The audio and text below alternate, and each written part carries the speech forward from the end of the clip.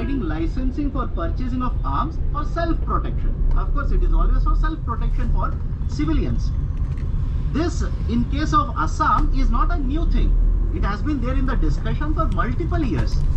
Now we have finally taken a decision so that the people can protect themselves if they have access to weapons, if they have access to the arms. But at the same point of time, this is the objective, a very well stated objective. But at the same point of time, there is also criticism.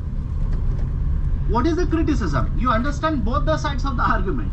One side is these are border regions, and these regions are seeing lot of, right, let's say the movement of people across the border. So we should provide the people with the arms so that they can have self-protection. This is the argument. But at the same point of time, what is the criticism? The criticisms are very simple.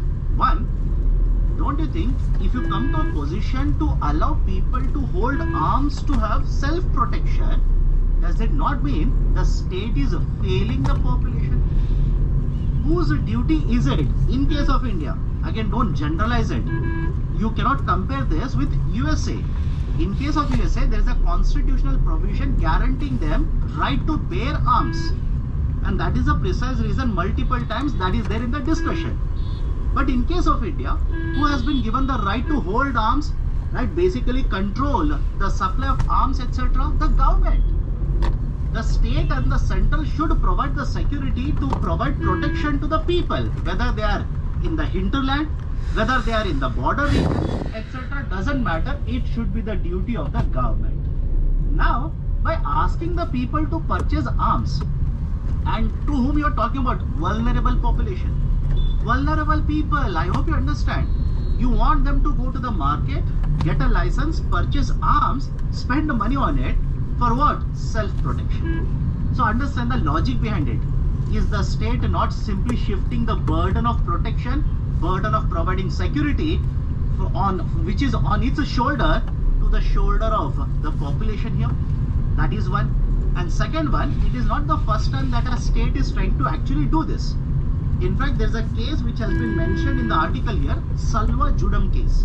Very famous case, by the way. The concept of Salwa Judam, which was introduced in a state, Chhattisgarh, by the way. What was the argument? Maoism is very much prevalent, and one of the ways you can control the Maoist activities is if you can have certain people who are from same villages. Because people residing in the villages know the terrain better, know the region better than police forces. Citing that only, the state government instituted a force called as Salwa Judam. And weapons were given. Certain amount of income was also given. But ultimately, the Supreme Court of India back in the year 2011 declared Salwa Judam unconstitutional.